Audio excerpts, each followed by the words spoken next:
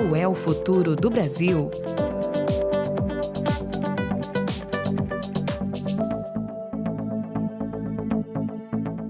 O Brasil é conhecido como o país do futuro, mas esse futuro parece nunca chegar. O painel a seguir tem o título Qual é o futuro do Brasil? Entre crises políticas, polarização ideológica e desafios econômicos, quais são as decisões necessárias para romper esse ciclo? Estão aqui para debater conosco o tema o governador do estado do Rio Grande do Sul, Eduardo Leite. Por favor.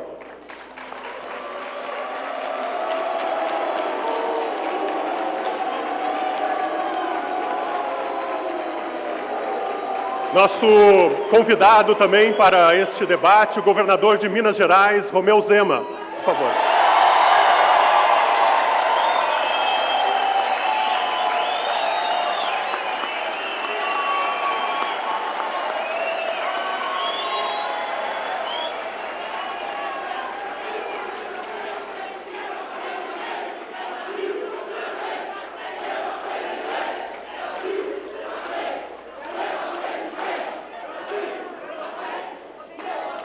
E a mediadora é a presidente do IEE, Paola Kozer Magnani.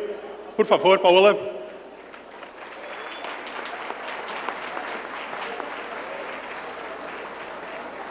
Obrigada, Lu. Lembrando que o QR Code está disponível nas telas para perguntas deste painel. Paola, a palavra é tua.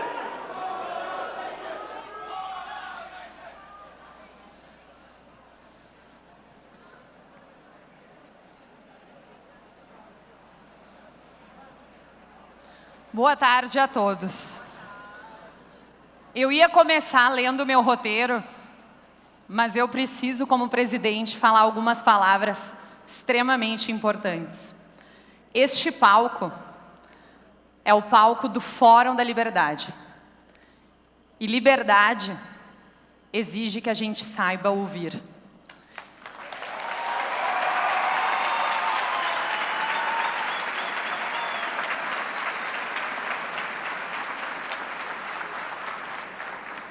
E como presidente do Instituto, e em nome da minha diretoria e de todos que fazem parte deste time, eu gostaria de solicitar a vocês que nós dessemos voz a quem está no palco, para que a gente pudesse ouvir e honrar com a liberdade. Muito obrigada.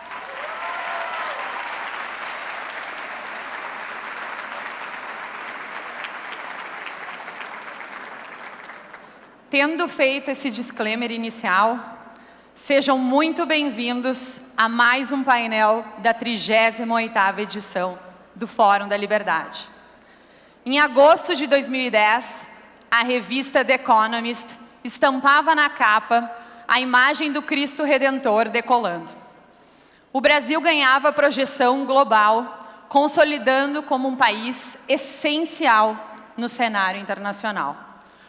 Tudo indicava que deixaríamos de ser menos coadjuvantes para assumir o protagonismo. Agora, 15 anos depois, estamos em abril de 2025 e qual é o nosso reconhecimento global? Um Oscar. Esse tem sido o ápice recente do cenário brasileiro. Não somos mais o país do futuro. Hoje, parecemos um país esquecido pelo presente, insistindo no famoso voo de galinha. Somos 210 milhões de brasileiros, uma nação com imensa capacidade de criação e adaptação. No entanto, ocupamos a posição 44 no ranking global de educação da OCDE. E se isso já não fosse um choque, 34% da nossa população ainda não tem acesso a saneamento básico. O que podemos, de fato, nos orgulhar desde 2010 até agora? Ao longo dos últimos 15 anos, o mundo passou por transformações significativas. Países antes pouco expressivos avançaram em inovação, educação, e competitividade. Enquanto isso, o Brasil desperdiçou ciclos de crescimento, ficando estagnado em pouca realidade que mudou. Perdemos tempo e oportunidades e, sobretudo, a chance de nos consolidarmos como uma potência de fato. Os desafios que enfrentamos não exigem que reinventemos a roda. Basta aprendermos com os modelos de países livres e aplicarmos o que funciona, com consistência e determinação. Como sociedade, não podemos nos acomodar. Precisamos construir um Brasil mais livre e mais próspero, à altura do gigante que somos. Isso passa por escolhas, e escolhas exigem coragem. Precisamos de líderes públicos pragmáticos, íntegros e competentes. 3 qualidades que, no momento da votação, o Brasil insiste em deixar de lado. Sabemos que as eleições de 2026 já ocupam o debate nacional. Mas a verdadeira pergunta é: quais pautas realmente queremos transformar em ação? É por isso que hoje reunimos 2 figuras de grande relevância, com capacidade para influenciar e modificar o rumo do nosso país. Deixo a reflexão norteadora deste painel como plano de fundo. Qual o futuro do Brasil? E passo a palavra ao governador desta casa e peço a colaboração e o respeito de todos vocês aqui presentes, comigo e com toda a minha equipe. Eduardo Leite.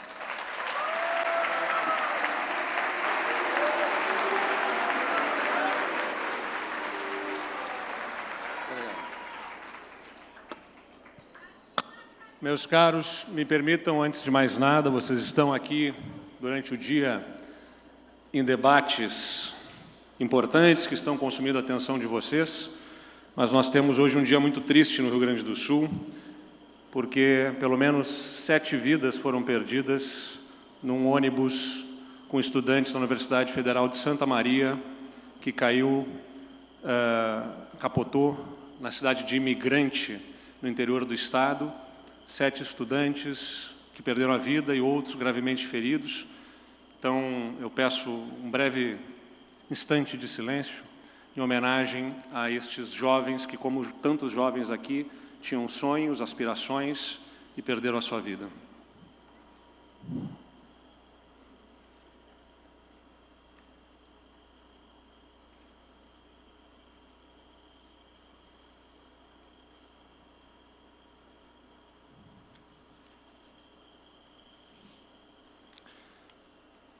Muito obrigado. Presidente Paola, caro amigo governador Romeu Zema, o tema que se propõe a ser discutido neste fórum é especialmente o da coragem para escolher. E aqui no Rio Grande do Sul, quem nos acompanha sabe, nós assumimos um estado que, assim como as tuas Minas Gerais, lá, Zema, tinha atraso de salários, tinha atraso a pagamento de fornecedores, a prestadores de serviços, tinha hospitais recebendo com atraso e nenhuma capacidade de investimentos. É claro que esse cenário nos impôs escolher e ter coragem, não apenas para escolher, mas para sustentar e viabilizar as escolhas. Porque escolher tem que ter coragem, mas sustentar diante das pressões e das reações que essas escolhas geram é especialmente importante. E mais do que isso, eu não fui eleito governador apenas para tentar fazer, mas para viabilizar as escolhas que eu tinha proposto ao Rio Grande do Sul. E nós conseguimos fazer mudanças importantes. Fizemos uma reforma da Previdência no Rio Grande do Sul que exigiu muita coragem, a mais dura feita no Brasil. Nenhum estado no Brasil fez colocar contribuição de alíquota para a Previdência dos servidores militares igual a dos civis. Porque no âmbito nacional o governo federal fez a sua escolha. Servidores civis contribuem de 7,5% a 22%, mas os servidores militares contribuem com 10,5%. Nós dissemos que aqui no Rio Grande do Sul a contribuição deveria ser igual para os dois. Em primeiro lugar, por conta de sustentabilidade fiscal. A previdência dos militares, ela acaba sendo mais deficitária porque ela confere benefícios de paridade, integralidade, que depois precisam ser sustentados. Não era razoável que tivesse contribuição menor. Mas não apenas por isso. Para permitir que se fizesse integração profunda entre as polícias, como nós conseguimos fazer, era fundamental que não houvesse diferença entre os servidores. E por isso insistimos e colocamos tanto militares quanto servidores civis pagando a mesma alíquota de contribuição. Fomos além disso. Somos dos poucos estados no Brasil que reduziu a faixa de isenção sobre a qual não incidia a contribuição previdenciária do teto do INSS para um salário mínimo. Isso significa que servidores aposentados que ganham R$2.000, R$3.000, R$4.000 e não contribuíam para a Previdência, passaram a contribuir. Não é simpático isso, foi duro, mas foi necessário. E nós viabilizamos.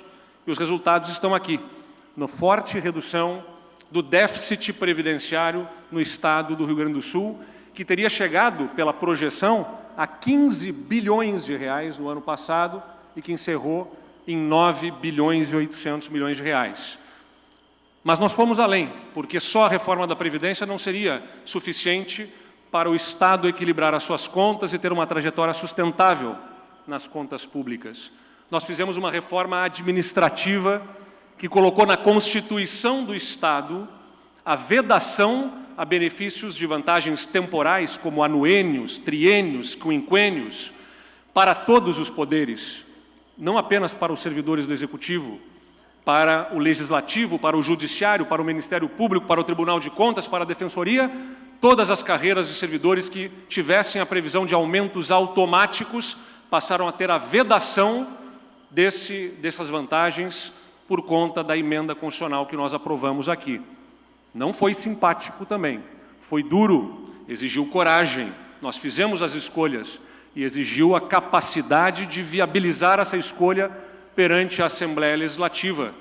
Havia, quando votamos, tanto a reforma da Previdência quanto a reforma administrativa, mais de 10 mil manifestantes sindicalistas protestando na frente do Palácio Piratini. Por isso, algumas vaias e insurgências que apareçam aqui não me intimidam, nunca me intimidaram e nunca me intimidarão na minha carreira política.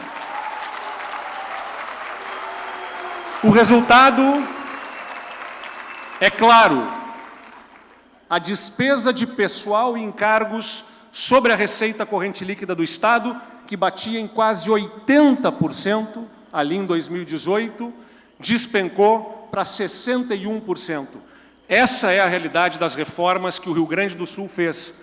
A redução de quase 80% da receita com a folha de pagamentos para 60%, abrindo espaço para investimentos, além de manter as nossas contas em dia. E abrimos ainda um amplo portfólio de privatizações. Quem é do Rio Grande sabe, a Constituição Federal aqui, a Constituição Estadual aqui exigia plebiscito para fazer privatizações. Aliás, algo semelhante ao que lá em Minas Gerais existe. Existe ainda lá, Zema? Existe ainda lá na Constituição Estadual de Minas Gerais esse dispositivo. Nós tivemos que criar condições de retirar esse dispositivo na Assembleia, retiramos e avançamos em privatizações da Companhia de Distribuição de Energia, da Companhia de Transmissão de Energia, da Companhia de Geração de Energia, da Companhia Distribuidora de Gás e da Companhia de Saneamento. Aliás, a primeira companhia de saneamento a ser privatizada no Brasil foi aqui, porque antes os exemplos que havia, como do Rio de Janeiro, da SEDAI, era de diminuir o escopo da companhia, mas manter uma companhia pública e conceder a coleta e o tratamento de esgotos. Nós optamos por um caminho de privatizar a companhia. E aqui, no conjunto dessas privatizações e das concessões de estradas, de parques, de presídio, que inclusive já fizemos, nós temos um conjunto de 45 bilhões de reais de investimentos projetados a partir dessas privatizações. E temos uma série de outros projetos em andamento, concessão de novas rodovias, concessão de patrimônio imobiliário do Estado, como o Cais Mauá, aeroportos regionais de Santo Ângelo e Passo Fundo, 99 escolas que serão concedidas à iniciativa privada. O Tribunal de Contas deu uma liminar suspendendo, mas nós vamos certamente remover essa suspensão e vamos avançar nessa concessão de escolas também, trazendo o setor privado para a educação. Um hospital que será construído em Viamão, aqui na região metropolitana, além de outros ativos do Estado para viabilizar pelo menos 15 bilhões de reais outros nesses investimentos. Quem é do Rio Grande do Sul também deve ter ouvido falar há muito tempo sobre o Caixa Único, algo que iniciou aqui nos anos 90, quando o Estado já tinha problemas fiscais, mas que não apareciam ainda para o cidadão, porque o governo tinha subterfúgios para empurrar o problema com a barriga. O Caixa Único nada mais era do que o Sistema Integrado de Administração do Caixa, SIAC. Significava abrir todas as contas na mesa e onde tivesse dinheiro, o Estado botava a mão para pagar a conta do dia. Tem que pagar salários dos servidores? Onde tem dinheiro? Na companhia de energia? Pega lá e paga. Tem que pagar algum fornecedor? Hoje, tem dinheiro aonde? No Porto de Rio Grande? Pega o dinheiro e paga. No início dos anos 90, o Estado fazia isso repondo as contas no final do ano. Depois ele começou a não repor e computar apenas a dívida que se acumulava naquela conta. Esse gráfico mostra essa dívida. Desde 99, com 700 milhões de reais no final do ano de dívida nas diversas contas, até 2019 a 9 bilhões e 900 milhões de reais de dívidas nas diversas contas, de fundo de recursos hídricos, o fundo da cultura, os diversos fundos e as diversas empresas e até mesmo de outros poderes. Ao longo dos últimos anos, nós fomos, ao repor as contas do Estado em dia, repondo também através destas contas vinculadas os recursos, e no ano passado nós zeramos a dívida do Estado no Caixa Único e agora estamos criando os instrumentos que ajudem a evitar que os futuros governos utilizem dessa ferramenta que mascarou a realidade das contas no Estado e levou o Estado para o buraco. Nós também conseguimos, ao colocar as contas em dia, com esse conjunto de reformas que mencionei, elevar a capacidade de investimentos do Estado de cerca de 3% para 10%, quase 11% no ano passado. Esse é o gráfico dos investimentos amplos do Estado, nas barras, e os investimentos sobre a receita corrente líquida na linha, alcançando o maior índice de investimentos da história recente do Estado. E alguns efeitos que isso traz também na vida real das pessoas, além dos investimentos materialmente percebidos em estradas ou outras obras que o Estado faça, é importante mencionar na prestação de serviços. Eu tenho dito que antes de fazer obras vultuosas que chamem a atenção, é preciso que o Estado faça o básico bem feito. Não adianta fazer uma ponte estaiada se a segurança não está funcionando. Não adianta fazer um prédio magnífico se não está conseguindo entregar a educação para as crianças. E aqui tem um exemplo da segurança pública. O gráfico mostra o quanto cada governo que me antecedeu fechou no governo de efetivo na segurança pública. A crise fiscal foi debilitando o Estado. Em 2010, o Estado encerrou com efetivo de 33 mil policiais, em 2014 com 32 mil, em 2018 com 30.300, e nós viramos esse jogo, conseguimos repor os que se aposentavam e incrementar as forças de segurança, que alcançaram quase 32 mil policiais no final do meu primeiro mandato, e já são mais de 33 mil policiais nesse momento no estado do Rio Grande do Sul, entre as nossas forças de segurança. E o resultado é percebido nos indicadores de criminalidade. O Estado reduziu, ao longo dos últimos anos, em quase 90% o roubo de veículos, que alcançava 18 mil veículos roubados e encerrou ano passado com 2.200 veículos roubados.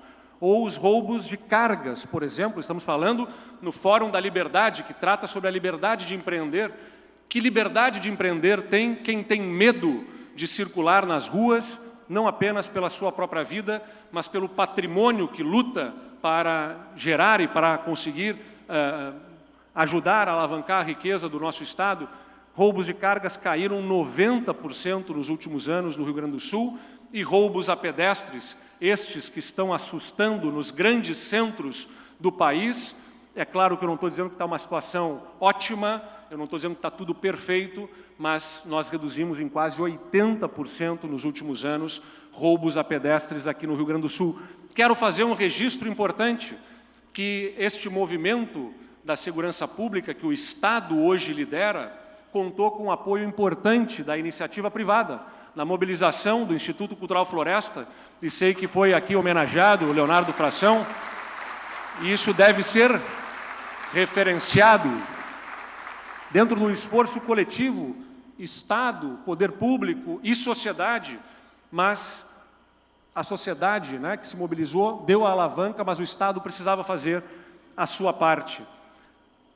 Além disso, nós imprimimos uma série de agendas de desburocratização, desregulamentação, um novo Código de Meio Ambiente, que no ano passado me fez sofrer as críticas daqueles que olhavam de forma oportunista nas enchentes, querendo atribuir algo de resultado nas enchentes à revisão do Código Ambiental que nós fizemos para facilitar licenciamentos e aprovações no Estado, que nunca trabalharam com a fragilização da legislação ambiental, mas que trabalharam, sim, na condição de desburocratizar. O que a gente colocou no Código de Meio Ambiente? Que, infelizmente, o Supremo Tribunal Federal julgou recentemente uma ação que tira parte da potência do que nós tínhamos aprovado. Que um empreendedor apresente a sua documentação, dê ciência ao Estado sobre o seu empreendimento e receba automaticamente as licenças, porque o Estado está ciente e deve fiscalizar se ele está fazendo do jeito certo. Mas não é o caso de se impedir, se 90% das pessoas fazem a coisa certa, ou mais do que isso, por conta de alguns que fazem errado, exigir de todos que fiquem esperando que alguém num balcão aprove o seu empreendimento. O que nós colocamos, a partir da licença de adesão e compromisso, foi justamente este compromisso do empreendedor de observância das leis, das regras. O Estado é ciente, vai fiscalizar e, eventualmente, punir quem faz errado.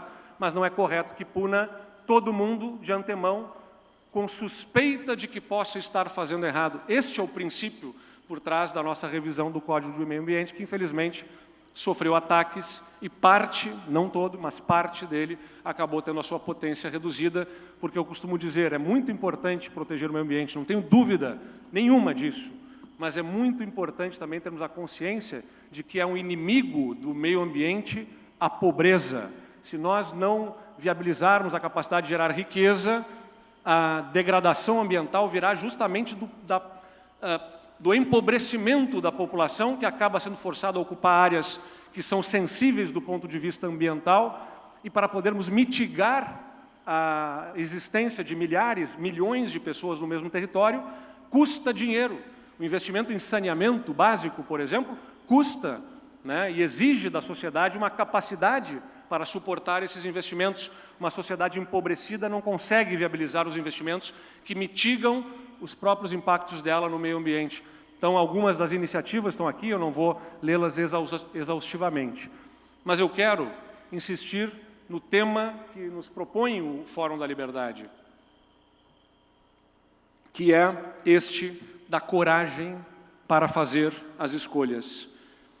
E nós vivemos num tempo em que se confunde coragem ou firmeza com agressividade, com destruir quem pensa diferente.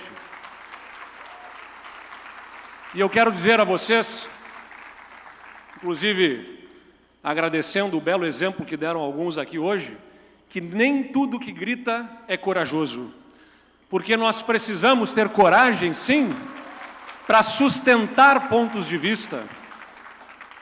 A coragem e a firmeza não tem a ver com o grito e com o desrespeito. A coragem, ela está na capacidade de nós nos mantermos fiéis aos nossos próprios princípios e na capacidade de nós sustentarmos uma posição diante das pressões. Por isso, é importante dizer que firmeza, na minha visão, se mede justamente na serenidade, na capacidade de defender as ideias sem desrespeitar os outros, porque ser firme não é impor, é convencer, é sustentar com clareza e com argumentos aquilo que a gente acredita e com a confiança de quem acredita profundamente nesses princípios e nesses valores. E o meu governo aqui também se destacou ao longo desses anos por diálogo. Mas sempre disse, não confundam diálogo com falta de firmeza, porque diálogo não é sinal de fraqueza. Diálogo é maturidade. Quem tem convicções sólidas não precisa temer ouvir o outro, porque não faz sentido, se eu tenho bons argumentos que sustentam a minha posição, me negar a ouvir quem pensa diferente. E é também um ato de coragem se deixar convencer pelo outro se ele tiver melhores argumentos. Esse diálogo é o que ajuda a transformar as sociedades. Não é o confronto destrutivo, que este é o problema da polarização que eu vejo hoje no Brasil. Porque polarização por si só não é um problema. As eleições, naturalmente, polarizam ideias antagônicas, mas uma polarização onde o melhor que um lado tem a oferecer é destruir ou evitar o outro, esta não está construindo nada. É muito importante que no Brasil, do ano que vem, nas eleições, nós possamos não simplesmente tirar o governo que aí está, mas colocar algo melhor, que aponte um caminho com uma visão de futuro para o Brasil, com sustentabilidade e com capacidade política de construir esta mudança que o Brasil precisa. Além disso, divisões geram conflito e instabilidade. Se nós apostarmos no caminho da divisão pela divisão, quanto mais divisão, mais conflito. Quanto mais conflito, mais instabilidade. E a instabilidade é inimiga da prosperidade. Vocês sabem disso.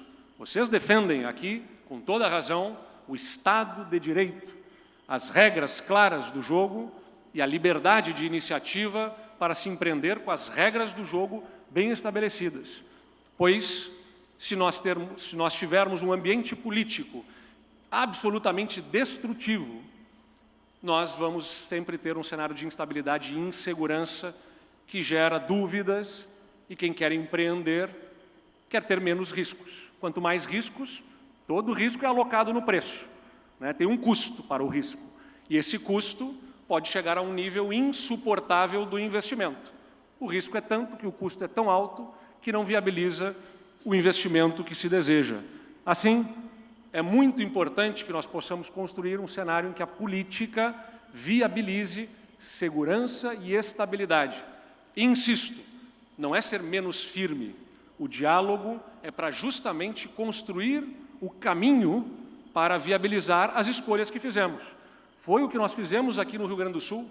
Se não tivesse dialogado com todos os lados, inclusive com os sindicatos dos servidores, no início do governo, sobre as mudanças que fizemos e que faríamos, o ambiente político teria ficado tão insalubre que eu seria um governador que estaria simplesmente aqui dizendo: tentei fazer, mas não me deixaram. O meu papel, como eu falei no início desta fala, não é tentar, é, sabendo as regras do jogo, jogar esse jogo para entregar o resultado a quem eu me propus a entregar os resultados, que é a população gaúcha. Conversar, dialogar, construir base de apoio na Assembleia Legislativa dá muito mais trabalho. Se eu quisesse simplesmente esbravejar o caminho que eu defendia, sem construir, era mais fácil. Lançava os projetos de lei na Assembleia, não aprovaria nada, né? Dá trabalho ouvir, dá trabalho conversar com quem às vezes a gente não gosta, não concorda, diverge, mas tem, pela força do voto, pela capacidade de influência, alguma necessidade da gente sentar, sim, ouvir e dialogar. Aliás, Recomendo muito a todos um livro que certamente muitos já conhecem aqui, que diz justamente como chegar ao sim, ou Getting to Yes, em inglês, de William Ury, que é um especialista em negociação pela Harvard. E vocês observarão lá justamente alguns princípios. Seja duro com o problema, não com a pessoa. O foco deve estar nos interesses das partes, não nas posições. Critérios objetivos que observem a capacidade de ganhos mútuos para poder tirar o outro da sua posição. Se você não der a ele saída, não haverá opção para ele a não ser o ataque, que é gerador de instabilidade. Em vez de vencer a discussão, o foco está, eventualmente, em mudar a arena do conflito, educar, explicar, construir pontes, separando as pessoas do problema. Então, não basta saber o caminho, não basta fazer as escolhas, não basta ter coragem, é fundamental ter a capacidade de sustentar. Porque se nós queremos, e esse é o painel que nós participamos aqui, um Brasil do futuro, tem uma agenda não exaustiva aqui, que eu trago, que é importante ser seguida. O Brasil precisa de uma reforma administrativa que busque eficiência do Estado, não apenas para cortar cargos ou estruturas da máquina pública, também para isso, mas buscando melhorar a eficiência da máquina pública. Tem um bom ponto de partida no que um integrante do IEE, justamente, egresso dessa instituição, Paulo Ebel, lá no Ministério da Economia, propôs. Tem um bom ponto de partida ali, que, infelizmente, já chegou desnutrido no Congresso, porque o governo não bancou a proposta mais arrojada e no Congresso não avançou. É difícil essa agenda, mas ela precisa ser colocada adiante. A reforma da Previdência terá que sofrer ajustes, porque ela já não é suficiente para sustentar o crescimento dessa despesa previdenciária. Ela já ficou para trás, já obsoleta. Nós vamos ter que trabalhar em nova reforma previdenciária. Aliás, o interessante é justamente que traga elementos de ajuste dinâmico. Não há agenda política que se sustente a cada 3 anos, 4 anos, 5 anos, tendo que rediscutir um tema duro como esse. É importante que se tragam na legislação ajustes dinâmicos em função do aumento de expectativa de vida da população, ajustando as idades para a aposentadoria, por exemplo. Alguém tem dúvida de que esse é um tema difícil? É claro que é, vai exigir muita capacidade de negociação, articulação. Reforma para qualificar relações institucionais. Tem desbordamento de uso do orçamento pelo legislativo, tem desbordamento do judiciário nas suas decisões, tem que discutir dentro das regras constitucionais como conduzir esse processo para, por exemplo, mandatos para ministros do Supremo. A questão das decisões monocráticas dá trabalho, precisa de diálogo e capacidade não apenas de esbravejar o que precisa ser feito, mas construir o caminho para sustentar essa agenda. A agenda da segurança pública, endurecimento de penas, não dá para continuar aceitando, por exemplo, que alguém seja preso, como aconteceu aqui no Rio Grande do Sul, 40 vezes pelo mesmo crime e ser colocado em liberdade porque não tem trânsito em julgado por nenhum deles. Não dá para aceitar isso. Tem que haver previsão na lei para que a prática recorrente de crimes enseje uma prisão preventiva. Ou, mais do que isso, existem casos de soltura em audiência de custódia pelo juiz de alguém que foi preso em flagrante com arma ilegal ou com drogas, por exemplo, e que o juiz, por conta de entender que a abordagem policial não teve uma motivação justificada, colocar este indivíduo livre. Isso acontece. O policial prendeu alguém em flagrante, leva para a audiência de custódia, o juiz pergunta, mas o que motivou a abordagem? Por que você abordou? O policial, eventualmente, aborda por uma atitude suspeita no que se chama o tirocínio policial, que é a capacidade, pela experiência que o policial tem, de observar comportamentos estranhos e fazer uma abordagem. Isso, numa audiência de custódia, faz com que o juiz não dê a prisão preventiva e coloque em liberdade alguém que estava, por exemplo, portando drogas. Isso precisa ser discutido, dá trabalho, dá muito trabalho poder fazer a mudança, não é à toa que não se fez até hoje no Brasil essa alteração. E, aliás, quero fazer aqui também um comentário sobre o que eu estou vendo de discussão sobre segurança pública no âmbito nacional. Eu vejo, por parte do governo federal, uma insistência em discutir a regulamentação para as polícias, decretos sobre o uso da força policial, portarias do Ministério da Justiça para constranger o trabalho das polícias. É claro que as polícias agem em nome do Estado e há que se ter padrão de operação, protocolos de procedimento. Nós temos isso aqui nas nossas polícias. O que eu não posso aceitar é ver tanto apetite por parte do governo federal para controlar polícias e nenhum apetite para enfrentar o crime organizado no Brasil e nem para fazer o que é o seu papel. Querem discutir ampliar competências de polícias, pois a competência que já tem não utilizam. Aqui, na divisa com a Argentina, em Uruguaiana, o bote, o barco que faz a ronda para acompanhar se está entrando algo ilegal ou não, é o da Brigada Militar. Deveria ser das forças federais. Se o governo federal fizer a parte que já lhe diz respeito na lei, nós já viveríamos um outro momento na segurança pública. Mas dá trabalho, como eu disse a vocês. É claro que o Brasil precisa de uma agenda também de aumento de produtividade, o que enseja uma agenda para a educação, que tem que ter clareza para todos nós. Eu defendo, como vocês, o mérito, o esforço, mas é muito importante que a gente lembre, se não formos capazes de dar o mesmo ponto de partida para as pessoas, não é mérito, é vantagem. Alguém está saindo na frente. É papel do Estado promover a igualdade de oportunidades. Tem uma agenda que é importante na correção das desigualdades, mas não adianta querer corrigir o ponto de chegada, tem que melhorar o ponto de partida para as pessoas partirem do mesmo lugar. E, por fim, tem uma agenda importante para o aumento de produtividade também, que é a abertura comercial. Pressupõe a liberdade que este fórum defende, justamente a partir da capacidade de empreender e de competir entre as empresas, o ganho de eficiência e de produtividade.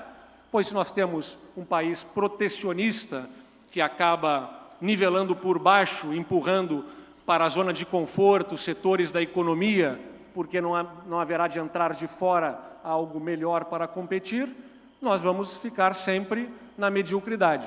Nós precisamos abrir o país comercialmente para que nós possamos modernizar a nossa economia e termos os ganhos que o país precisa ver acontecer robustamente na economia e de forma sustentável. Então, essa agenda exige coragem para escolher, para sustentá-la diante das pressões, para aprová-la e para entregar. E, por isso, não é com menos política e com mais política bem feita, com a régua moral mais elevada, que a gente vai construir um país capaz de superar esses desafios. Eu vi que muitos aqui torcem pelo Zema. Zema, se for contigo, estamos junto. Se for com outro que a gente acha, não tem problema. O importante é que não é só sobre tirar este governo com o qual nós divergimos. Nós precisamos ter uma agenda, construir politicamente, formar coalizão e sustentar uma agenda de transformação para o Brasil. Muito obrigado. Obrigada, governador.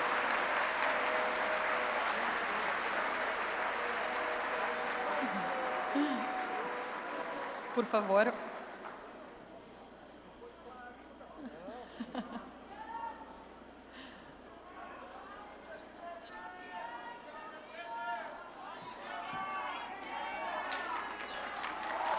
Boa tarde.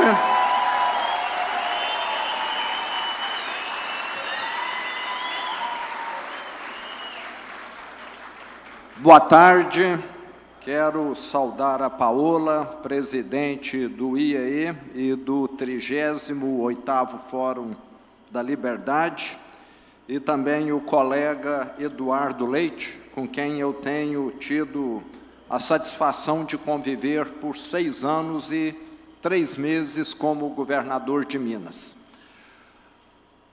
Primeiro, eu quero contar aqui, brevemente, a minha história como empreendedor e como alguém que foi para a política, um caminho que eu sempre falo que mais pessoas do setor privado precisam traçar.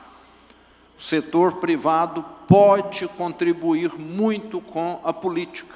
O setor privado, para sobreviver, sempre precisou ganhar mais do que gasta.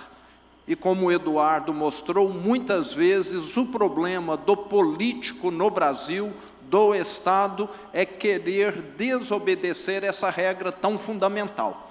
Então, quem vem do privado já vem moldado, sabe que se gastar mais do que ganha, vai ter problema. E a situação do Rio Grande do Sul tem melhorado, porque o governador Eduardo sabe que é necessário ter essa responsabilidade. Mas eu venho de uma família de imigrantes italianos que veio para o Brasil para substituir mão de obra escrava na região de Ribeirão Preto, no estado de São Paulo. No final do mês, o que eles ganhavam não era suficiente para pagar a conta de alimento no armazém da fazenda. E o meu bisavô viu que não havia futuro ali. E com a chegada dos primeiros automóveis no Brasil, 1905 aproximadamente, ele se interessou, aprendeu a dirigir e melhorou de vida, deixou a enxada e passou a ser motorista. Ficou doente, isso levou ele para Minas Gerais, que um dos tratamentos que haviam eram as águas medicinais de Araxá. Foi isso que levou ele para Minas Gerais. Lá ele viu que tinha oportunidades, se empregou como motorista e viu que muitas vezes os carros ficavam parados por falta de peça, de combustível. E aí começou o comércio de automóveis, de peças e de combustível. A empresa nasceu nessa ocasião. Foi uma empresa pequena, por 50 anos. Com meu pai a empresa cresceu, sempre no ramo de concessionárias de veículo. E o sonho do meu pai era que eu fosse trabalhar com ele também em concessionárias, que até os anos 90 era um excelente negócio. No Brasil tínhamos só 4 marcas: Ford, Fiat, GM e Volks. Quem queria comprar carro era um leque extremamente limitado, tinha de aguardar meses para ter o pedido atendido. E ele viveu esse momento que não existe mais. E eu acabei frustrando, desobedecendo meu pai. Eu fui atuar num negócio que ele não gostava, que ele não queria: varejo de móveis e eletrodomésticos. Tive muito contato aqui com as redes Gaúcha, Lebes, Colombo, Quero Quero, Erval e outras mais. Vim muito aqui para poder conhecer e fazer um benchmarking. E fiquei 30 anos nessa atividade. Nesses 30 anos, nós saímos de 4 para 470 lojas, uma por cidade. Cidades em municípios pequenos, não temos loja em shopping. E o que me levou para a política foi o inconformismo com aquilo que aconteceu no Brasil em 2015 e 2016. Quem viveu a recessão de 2015 e 2016 sabe que foi a maior recessão da história do Brasil. Agora, o pior não foi ter sido a maior recessão da história, não. O pior foi que nos anos de 2015 e 2016, o Brasil foi o único país do mundo que afundou, por causa de corrupção, por causa de mensalão, por causa de petrolão, por causa de mala de dinheiro. O mundo crescendo e o Brasil regredindo por questões políticas. Isso é que me fez amadurecer politicamente, porque antes eu queria políticos a quilômetros de distância de mim. Proibi de entrarem na empresa que eu administrava. Considerava a política uma atividade semi-criminosa, mas eu vi como a política pode estragar a nossa vida. Isso foi uma virada de chave para mim. Logo depois eu resolvi me afastar da empresa, lembrando que nesse período, acho que eu comentei, tive de demitir 2.500 funcionários, um período muito sofrido, desgastante, eu que sempre contratei a vida toda, tive de fazer o contrário. E se não fizesse, a empresa desaparecia. Mas fui para o conselho de administração da empresa e, por coincidência, um ano depois, o Partido Novo me convida. E eu, que sempre tinha tido aversão à política, vi que tinha um partido político que preenchia tudo que eu sonhava em termos de política correta. Combater a corrupção, combater os privilégios, um Estado mais eficiente, transparência nas contas públicas, ficha limpa para quem quer se candidatar e por aí vai. Eu falei, esse aqui é o partido que vale a pena. E entrei sem ter nenhuma pretensão de ganhar. Se isso aqui fosse um grande aquário, teríamos alguns tubarões e eu seria um lambari nesse aquário. Os meus concorrentes eram ex-governadores, pessoas do mundo político, que já tinham disputado diversas eleições e eu zero de experiência. Mas eu falei, por esse partido vale a pena. Se nós terminarmos em quarto lugar, em quinto, em terceiro, em segundo, já valeu a pena, que nós estaremos divulgando algo que Minas precisa, que o Brasil precisa. E 2018, eu fiquei o ano todo dedicado à minha campanha. Peguei meu carro, como eu já fazia na empresa, fiz por 30 anos e rodei mais de 200 cidades do estado durante a minha campanha, dirigindo, com uma assessora do lado, mais um fotógrafo. E trabalho dá resultado. Acabei sendo eleito. Mas o maior desafio não foi ganhar a eleição, foi administrar um estado tão ou mais quebrado do que o Rio Grande do Sul. A situação, quando eu assumi o estado, obras paradas, um cemitério de obras paralisadas, para todo lugar. À medida que o Estado foi piorando a situação financeira, foi parando tudo, e nem cerca colocaram, tudo vandalizado e depredado. Centenas de obras nessa situação. As prefeituras, governador Eduardo, quebrando. Acho que aqui não ficou paralisado o repasse de CMS e IPVA para as prefeituras. Em Minas, o PT teve essa ousadia de não pagar os prefeitos, não fazer os repasses daquilo que eles têm direito. Parte do IPVA e parte do ICMS. E também do Fundeb e da saúde.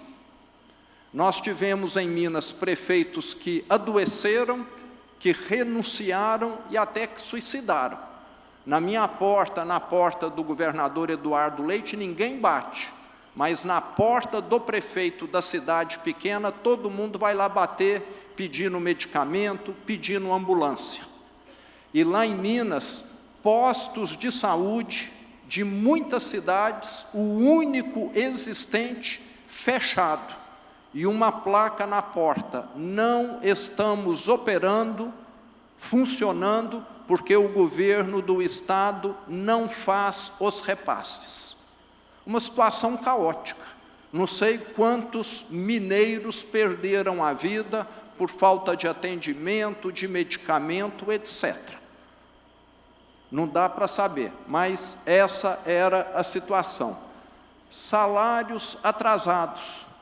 e sem caixa para pagar o salário do mês e muito menos o 13º de dezembro de 2018, que também não tinha sido quitado. Fornecedores, idem. E privilégios e mordomias que não acabavam mais.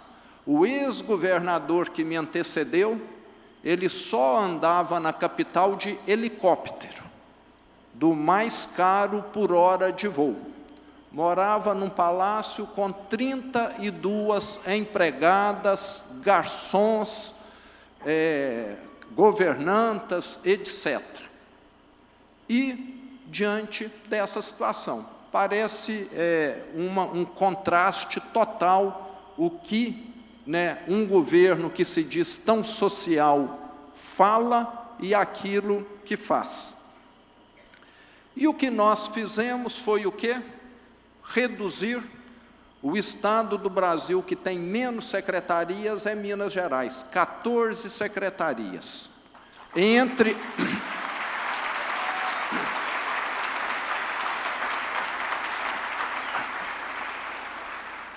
Entre autarquias, estatais e administração direta, nós reduzimos mais de 50 mil cargos.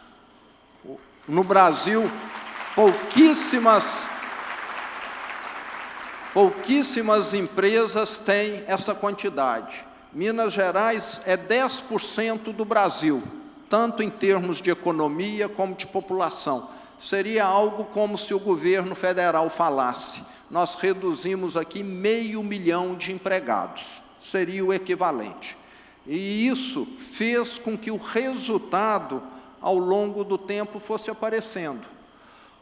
Meu secretariado, os 14, todos selecionados, fizemos algumas coisas inéditas. Nunca profissionais de carreira, da saúde, da educação, tinham tido oportunidade de ocupar cargos de secretário. E isso aconteceu no nosso governo.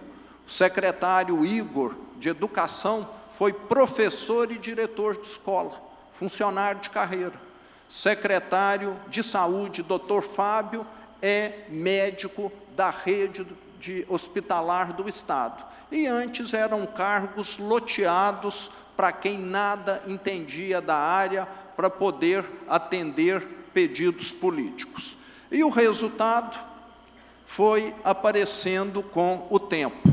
Nós saímos em 2018, que foi o último ano da gestão PT, de um déficit de 11 bilhões para um superávit o ano passado de 5 bilhões de reais. E isso fez...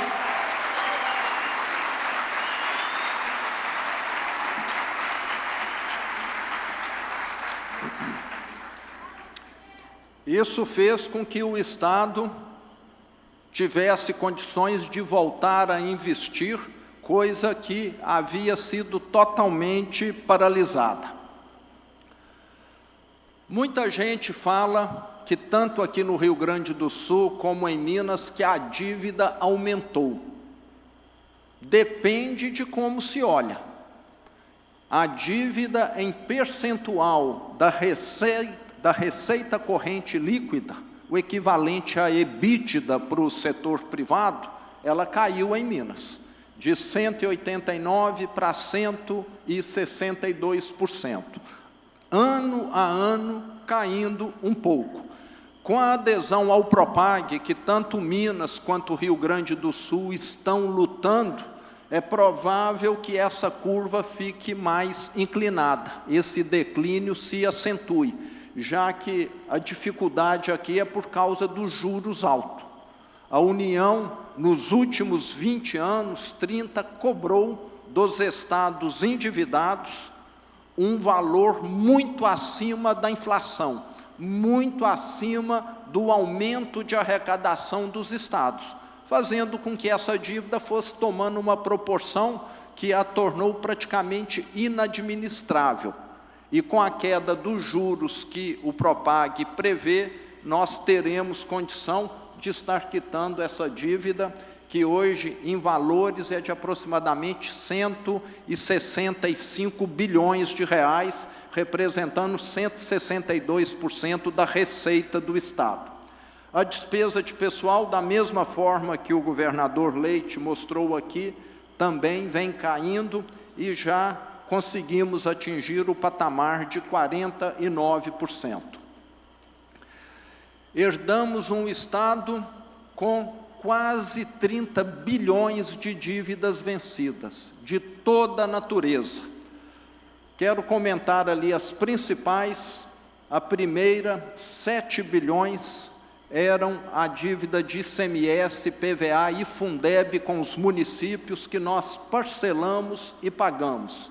A terceira também é com as prefeituras, já pagamos parte, ainda temos aí 2, 3 anos pela frente para poder pagá-la. A segunda é com o Tribunal de Justiça. Os depósitos judiciais foram sequestrados pelo Estado, aliás, pelo governo PT, e nós já devolvemos parte.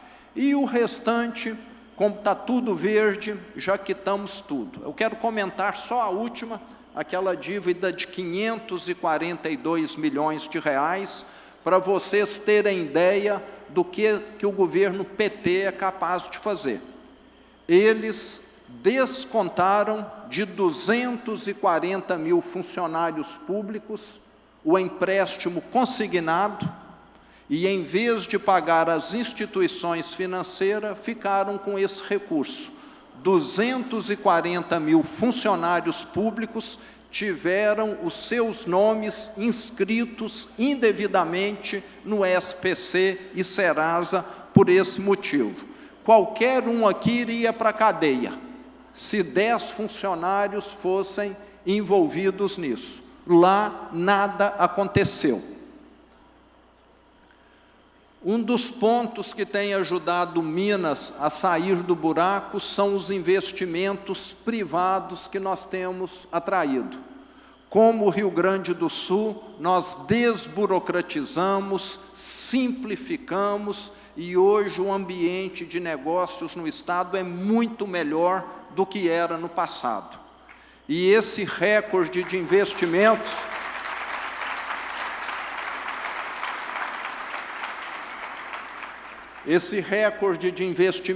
tem feito com que a economia de Minas cresça numa velocidade maior do que a do Brasil, fazendo com que, inclusive, a arrecadação de impostos responda.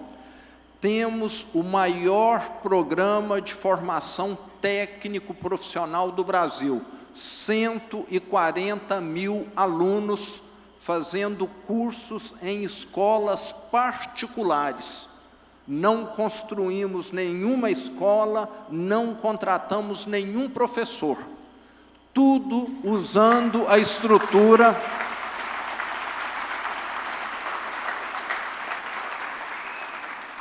tudo feito usando uma estrutura do setor privado, que tem mais agilidade. Os cursos são temporários. Se determinada cidade precisa de técnico de enfermagem, aquele curso vai ficar ali 3, 4, 5 anos, e depois vai mudar para técnico de mecânica. Então, é algo dinâmico de acordo com a necessidade de cada cidade.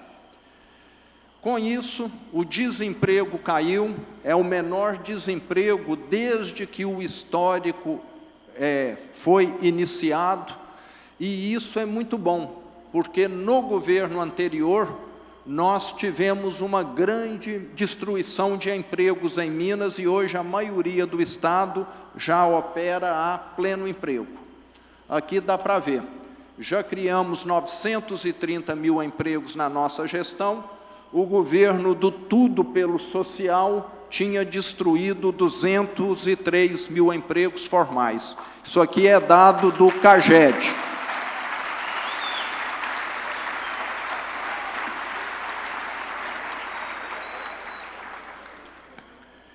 E esse aqui é o slide da hipocrisia.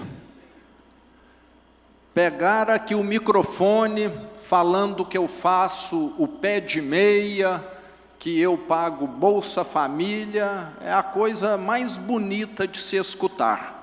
Mas esse governo do Tudo pelo Social, no último ano em que ele esteve à frente do governo de Minas, ele investiu na merenda escolar cerca de 20 milhões de reais. Esses 20 milhões de reais dava para pegar muita água e jogar uns grãozinhos de arroz e falar que era uma sopa. Na nossa gestão, o ano passado, o mesmo gasto em merenda, em vez de 20, foi 466 milhões de reais. Agora sim,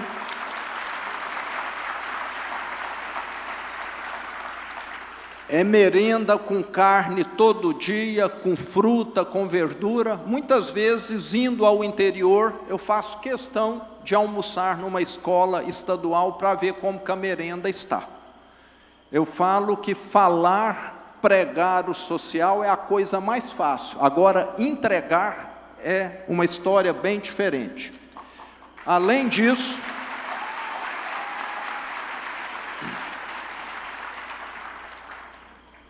estamos iniciando as maiores obras das últimas décadas, ou talvez da história de Minas. A linha 2 do metrô em Belo Horizonte e também o rodoanel metropolitano, que vai beneficiar toda a região metropolitana. O meu governo, eu falo uma comparação com o produtor rural, nós plantamos muito mais eucalipto e mogno do que soja e milho. Os meus sucessores é que irão fazer as grandes inaugurações de Minas Gerais.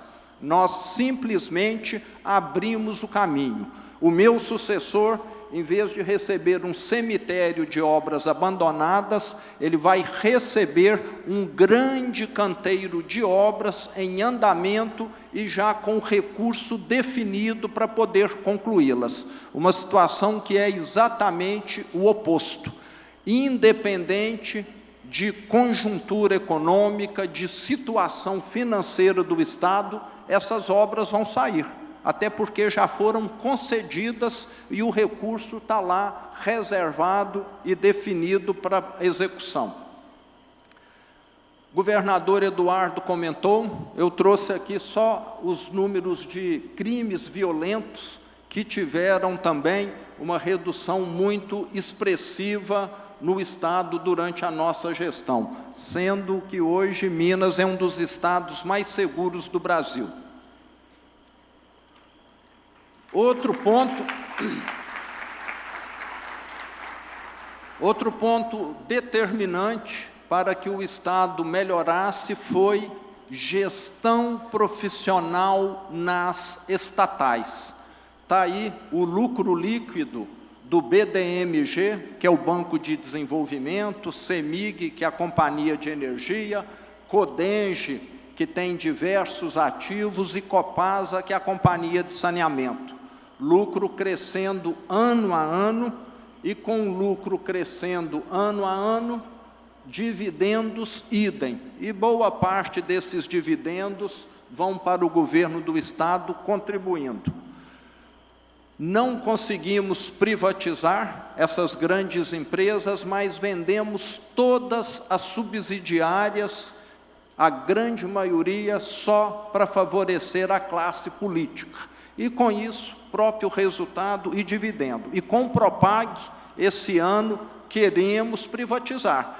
Era pauta desde o primeiro ano, mas, infelizmente, devido a essa lei que o governador Eduardo Leite comentou, que complica a privatização, a Assembleia não quis enfrentar esse desgaste. Mas estamos lutando, e se não privatizarmos, pelo menos elas serão transformadas em corporation, e já é um avanço extraordinário. O Estado continua tendo os dividendos, mas deixa de ter o controle e o mando, fazendo com que essas empresas fiquem com uma governança muito superior.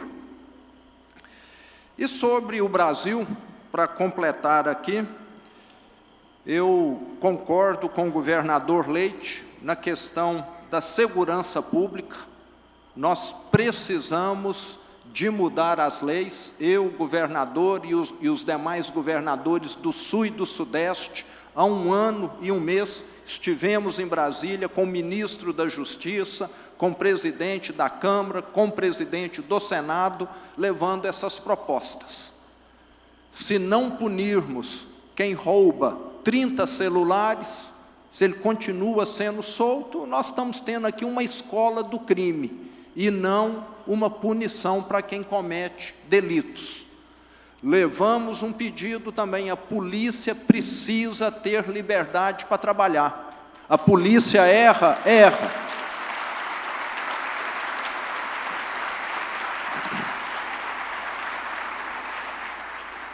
A polícia pode até errar em alguns momentos, mas o criminoso erra sempre. Se eu tenho de confiar...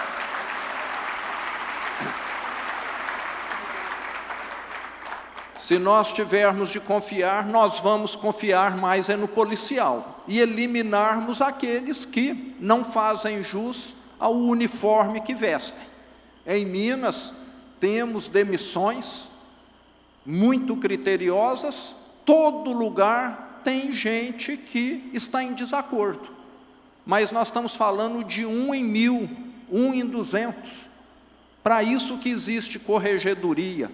Agora, querer que o criminoso tenha liberdade para agir, aí é totalmente inadequado. Levamos também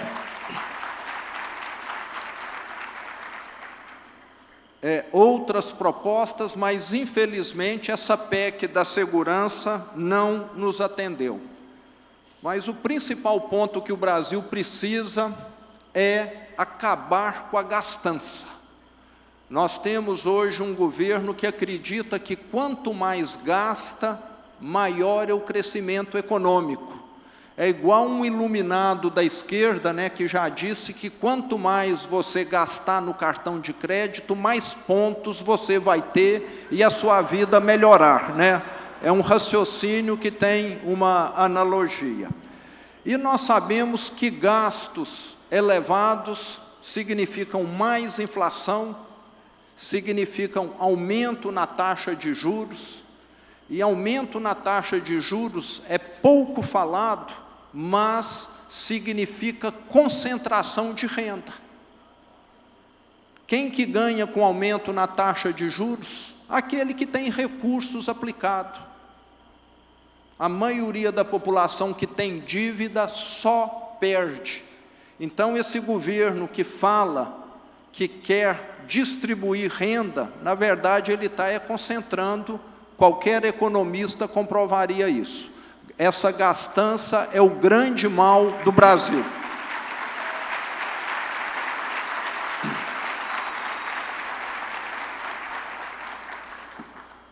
Eu concordo com todos os pontos que o governador Eduardo Leite colocou, e dentro da reforma administrativa, nós precisamos de uma reforma profunda no judiciário, que parece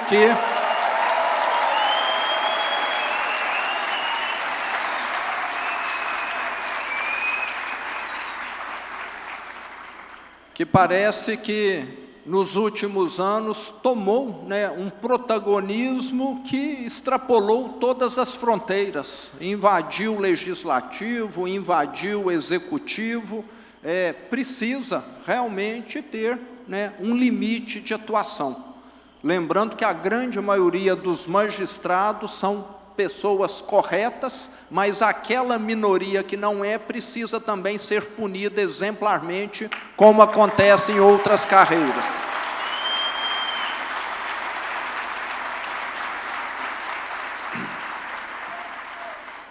E para concluir aqui, eu quero dizer que o próximo governo do Brasil precisa ser um governo que olhe para frente, para o futuro, e não para o revanchismo para os seus adversários políticos. Muito obrigado.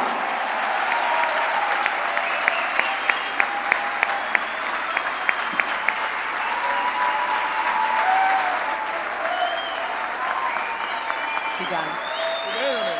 Bem semelhante ao seu.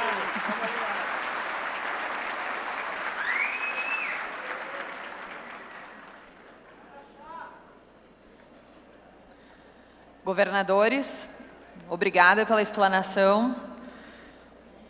Fui fazendo algumas anotações enquanto falavam e mais de 50% delas sempre falavam em reformas. Acho que reformas é uma palavra muito ouvida por nós. E se posso aqui dizer também, a comunicação ela foi bem simples e bem clara.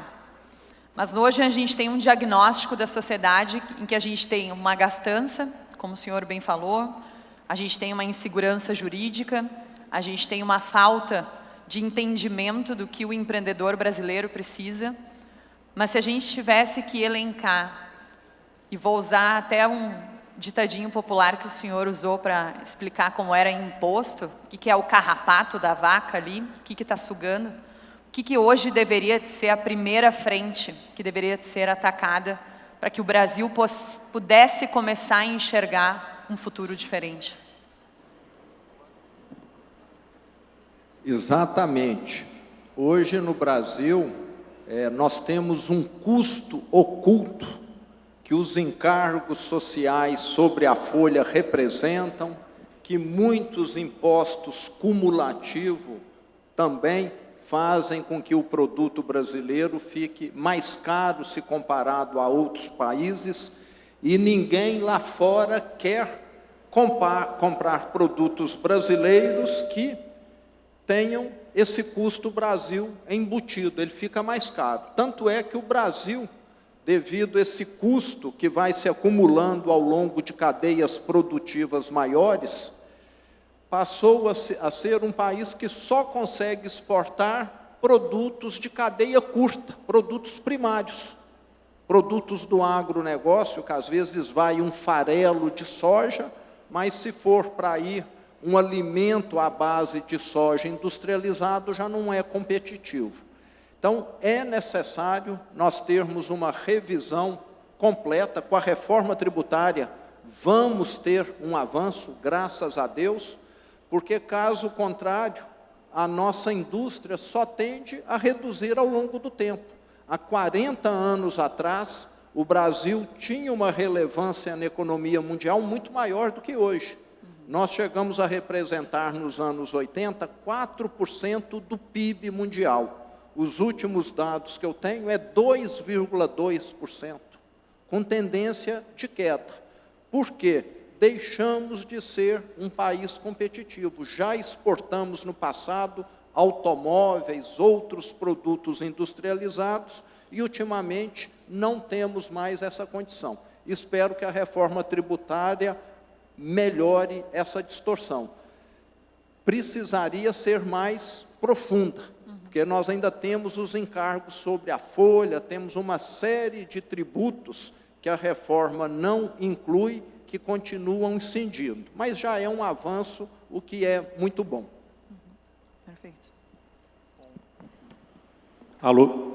O meu cardápio, eu acho que eu coloquei ali no final da minha apresentação, mas eu apenas reforço que, quando a gente fala em reforma administrativa, né, eu insisto, ela é não apenas na redução do tamanho da máquina, que deve ser reduzido, na forma como o Estado contrata, Estado lato sensu, né, contrata, a questão da estabilidade do servidor público tem que ser discutida, não pode preponderar um sentimento em que o relapso não é punido e o esforçado não é recompensado, né? O resultado é o mesmo para quem se esforça e para quem não se dedica, não há os claros incentivos para dentro do setor público como há no setor privado. Este é uma das grandes deficiências, né, do setor público na sua capacidade de entregar os resultados. Então, isso precisa ser ajustado para melhorar a performance da máquina pública e reduzir custos, sem dúvida nenhuma. Aquilo que eu mencionei, a reforma previdenciária terá também, ela é a que mais ocupa o espaço do orçamento público, né, tem a ver com pagamento de previdência, de pensões, de aposentadorias. Isso vai ter que ser discutido no Brasil novamente, porque é insuficiente aquilo que se fez. E, como eu disse, as questões institucionais, para que a gente possa equilibrar esse jogo. Eu mencionei algumas delas relacionadas ao próprio Poder Judiciário. Vai ter que discutir, abrir um caminho com o Congresso sobre a questão dos recursos, na forma como as emendas parlamentares prejudicam o planejamento de políticas públicas mais estruturadas. Tudo isso vai exigir um esforço, né, institucional, de diálogo muito grande. Mas eu diria que na economia, que no final das contas o que a gente deseja é criar um ambiente em que as pessoas se sintam estimuladas a empreender no Brasil. E aí entram as questões tributárias, que o Zema já falou aqui, acho que muito bem. Eu digo que o esforço de quem empreende não pode estar senão em empreender. E hoje, boa parte do esforço e da energia é consumida na relação com o Estado. Nos alvarás, nas licenças, nas emissões de guias de apuração de imposto, isso e aquilo. Então, a gente até está avançando aqui no Rio Grande do Sul, já começa este ano a dispensa da GIA, por exemplo, a Guia de Informação e Apuração, que o empreendedor tinha que preencher várias etapas e a gente transformou isso tudo para ser preenchido automaticamente pelo fisco e entrega para o empreendedor já pré-preenchido. Ele não tem mais que emitir a GIA, ele emite a nota fiscal e está resolvida a parte da responsabilidade dele com o Estado. Então, tudo que você puder desonerar do empreendedor, né, é fundamental para um ambiente de negócios melhor, mas eu insisto que o Brasil vai ter que discutir abertura comercial. Se nós não aprofundarmos um processo de abertura comercial, onde a gente consiga trazer para cá justamente a relação nas cadeias produtivas globais, que agora estão, né, aí nesse momento de instabilidade em função das questões relacionadas aos Estados Unidos, as tarifas que estão se impondo, mas que há uma tendência de ainda haver uma formação de alianças globais para permitir esse fluxo mais livre que o Brasil precisa surfar, né? Trazer para o continente sul-americano, inclusive em função das condições geopolíticas mundiais, guerras, conflitos no continente asiático, outras, as próprias sanções que se impõem dos Estados Unidos a estes países, especialmente na Ásia, nas questões tarifárias, por um lado são uma oportunidade para o Brasil, mas se ele for a economia fechada que ele não consegue fazer com que entrem aqui os insumos que nós precisamos com menores custos, os equipamentos mais modernos para que se possa produzir mais aqui e melhor no país, e também não vamos conseguir acessar os mercados mais relevantes com condições competitivas. Então, esse é um debate que o Brasil precisa fazer, porque ainda prepondera no Brasil, em alguma medida, a cultura da substituição de importações, o que atrasou muito da nossa economia. Todas essas são reformas que terão que estar na agenda do próximo governo, e que vão exigir muito de capacidade política, de articulação institucional para implementá-la no país. Falando exatamente em próximo governo, é de conhecimento geral de que há uma insatisfação geral com o governo que nós temos. E a gente tem visto, principalmente recentemente, o senhor fez um Twitter endossando a candidatura do Bolsonaro e até obteve uma resposta positiva agradecendo. E nisso fica um questionamento de que temos hoje bons candidatos, boas opções.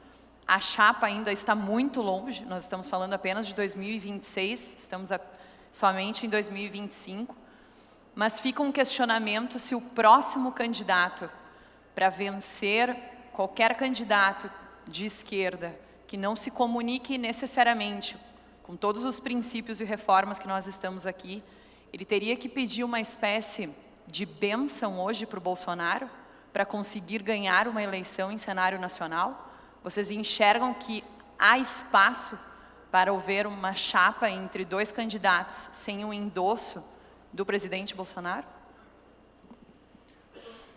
Eu torço que sim, né? O Brasil não pode ficar refém desta polarização, eu mencionei, ela é destrutiva. Não pode ser simplesmente o brasileiro indo para a urna para votar contra alguém, que é o sentimento que mais embala um lado e outro. É contra esse, é contra aquele, é para tirar o Lula, é para tirar o Bolsonaro. Eu quero que as pessoas possam ir à urna votando a favor de algo, de uma nova agenda para o país, que foque na construção de um país que tenha a liberdade que nós defendemos, mas por inteiro, não apenas a liberdade de empreendedorismo, a liberdade de iniciativa, também a liberdade das pessoas serem quem elas quiserem ser. A gente não precisa optar entre retrocesso civilizatório ou econômico. Essa é a liberdade que eu defendo. E acho que todos sabem, para alguns isso torna desconfortável a relação comigo, sinto muito, mas é que eu não acho que a política seja binária. Não é Lula ou Bolsonaro. O Brasil tem grandes quadros e podem esperar de mim, na minha posição, né, a busca para essa eleição de 2026, ajudar a construir essa iniciativa. Eu tenho ótimo entendimento com o Zema, como temos aqui, em via de regra, todos os governadores do Sul e Sudeste, uma ótima relação. Nós temos o desafio no Brasil, na construção do ano que vem, eu diria que é algo que não é falado, é porque nós temos eleição nacional junto com eleições de senador, governador, deputados, e isso traz um componente político mais difícil. É mais ou menos o seguinte, eu não tenho dúvida que o sentimento de boa parte da classe política é de tentar construir uma alternativa razoável, sóbria, que eu já falei na minha manifestação inicial, não tem nada a ver com falta de firmeza, é ser firme nas convicções, sem precisar passar por cima dos outros, construir o caminho, entregar o que precisa ser entregue, é isso que é o foco. Mas aí chega na hora, puxa, mas no meu estado vai ganhar o Bolsonaro, no meu estado vai ganhar o Lula, e para eleger senador precisa estar com um ou com o outro, para eleger governador precisa estar com um ou com o outro. Essa polarização, ela força pelos interesses políticos das eleições regionais. Então há um interesse, eu diria, e disposição de muitos na classe política de construir uma alternativa, mas como a polarização ocupa o espaço do debate político e há interesses regionais, acabam cedendo a pressões aqui e ali em função dos seus próprios projetos. É um desafio político que a gente tem no nosso país, mas eu espero que a gente possa construir isso, porque estamos vendo de forma objetiva o presidente com baixa popularidade, as perspectivas econômicas não permitem que haja nenhuma, assim, eu não consigo enxergar nenhuma perspectiva, posso estar errado, mas de que haja uma recuperação. Acho que não é só a questão da inflação dos alimentos, que fica querendo procurar onde é que é o problema. Acho que há um cansaço das pessoas com a figura do presidente, pela forma como fala, pelo que ele esbraveja, quanto mais ele se expõe, mais a popularidade baixa. Então, é um cansaço dos brasileiros. E de outro lado, foge da minha alçada, não sei qual será a situação de elegibilidade do ex-presidente, o que enseja alguma dificuldade de construção de alternativa entre os seus próprios aliados. Depois vou deixar o Zema falar sobre isso, já que ele se manifestou legitimamente sobre o assunto. Eu insisto, dá para a gente tentar construir um caminho que foque em atacar os problemas e não as pessoas. Esse, para mim, a gente precisa ajudar o Brasil a superar essa polarização destrutiva, e eu estou pronto para ajudar a construir com quem quer que seja, que demonstre capacidade de valores, princípios semelhantes. E política se faz entre quem pensa diferente. Eu não posso construir alianças, e nem devo, nem é pertinente, apenas com quem pensa de forma idêntica a mim, porque a política pressupõe justamente sentar entre quem é diferente, nos unirmos em torno de uma agenda. Esta é a agenda, vamos construir em torno dela. Penso diferente aqui, penso diferente ali. Bom, mas temos uma agenda comum. Por isso que antes de falar das pessoas, tem que falar do projeto. O projeto qual é? O que nos une? Esse é o projeto? Muito bem. Quem melhor pode viabilizar não apenas a capacidade de ganhar a eleição, mas de sustentar e entregar esse projeto a partir da sua capacidade política? Eu entendo que é isso que deve ser discutido. Eu espero que a gente tenha essa capacidade.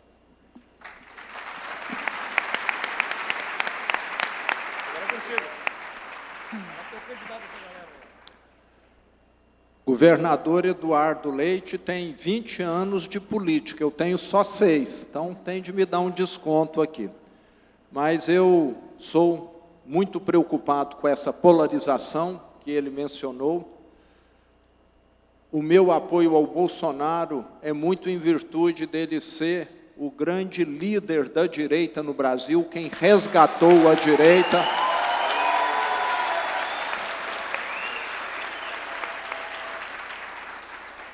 Torço para que ele recupere os seus direitos políticos totalmente e fico feliz, Eduardo, de saber que, caso isso não aconteça, nós temos diversos bons nomes da direita no Brasil, diferente da esquerda, que é até incompetente em formar sucessores também.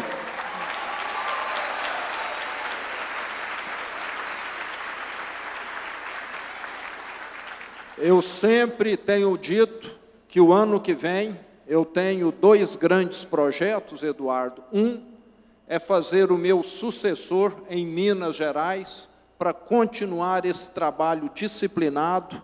Eu tenho um vice-governador, Matheus Simões, que é uma pessoa brilhante, que eu já falei que estarei apoiando para que continue esse trabalho em Minas Gerais. E tenho também um plano de ajudar o Brasil. Eu não almejo nenhum cargo, eu tenho muito o que fazer na minha vida privada, tenho muito o que contribuir, mas vou estar querendo um futuro melhor para o Brasil. E estarei caminhando com alguém, ou não sei como, para que o Brasil, em 26, tenha, sim, um presidente que dê mais felicidade para o povo.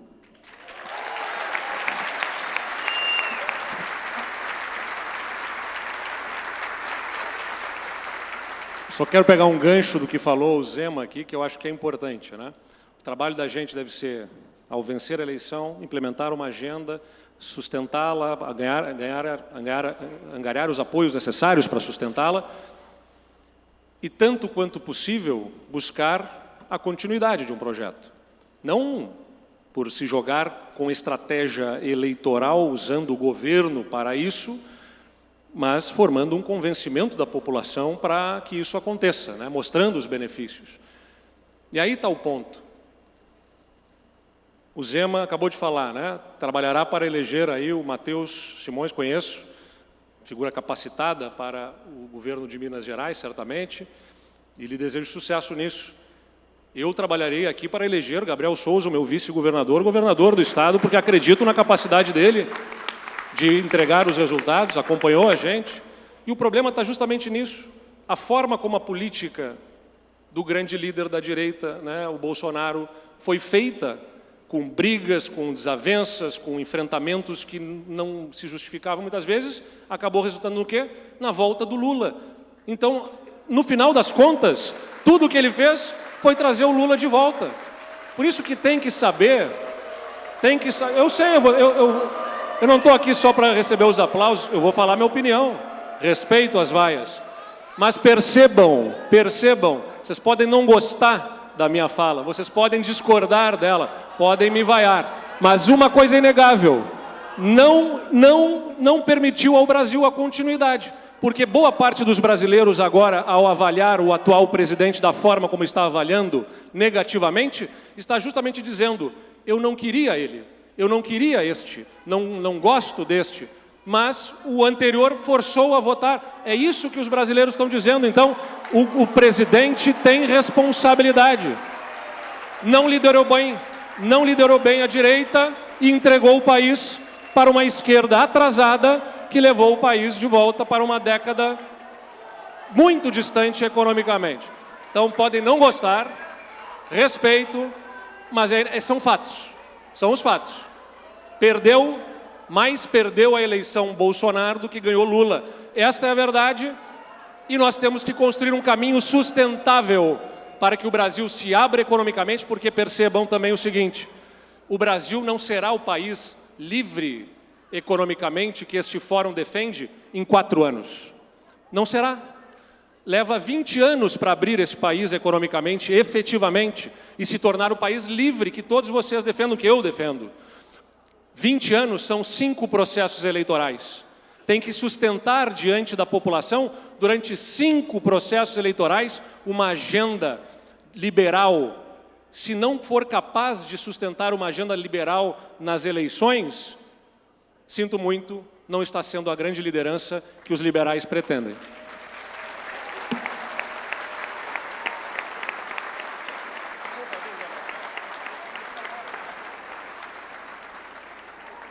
Governadores, devido ao adiantar da hora, gostaria que concluíssem as falas brevemente, tentando deixar uma mensagem aqui para toda a nossa audiência, de que a gente pode aí realmente almejar um futuro brasileiro melhor e que realmente o tema deste fórum, coragem para escolher, seja algo que inspire todos aqui e que 2026 seja melhor. Pessoal, vou ser muito breve.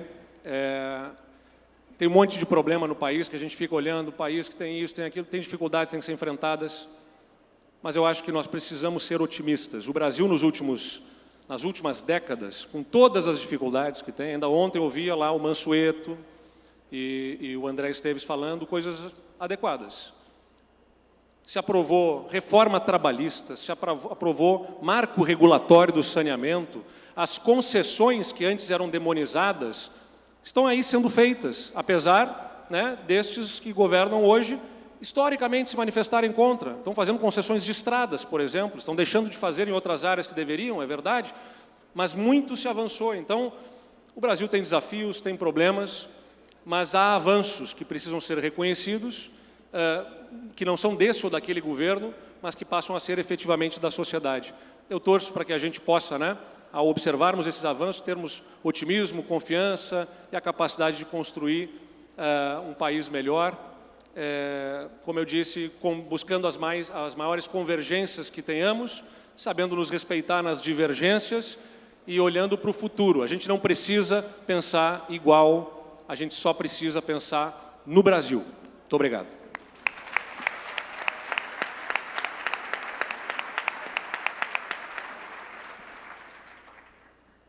Bom, a mensagem que eu quero deixar aqui é que nós temos assistido avanços na política, novos gestores, novas propostas. Em Minas Gerais eu fico muito satisfeito. Muitas vezes eu vou no interior do estado, são 853 municípios, e acho que percebi que nos 50 isso aconteceu, governador. O prefeito chega para mim e fala: ô Zema, eu sou prefeito hoje por sua causa. Eu vi que dá para sair aqui da zona de conforto, deixar a minha empresa que está aqui junto com o meu filho, com a minha esposa e ajudar o meu município. Então, essa participação de vocês aqui hoje demonstra isso. Eu, na minha história, nunca fui num evento político, mas estou pagando com juros, multa e correção monetária aquilo que eu não participei antes.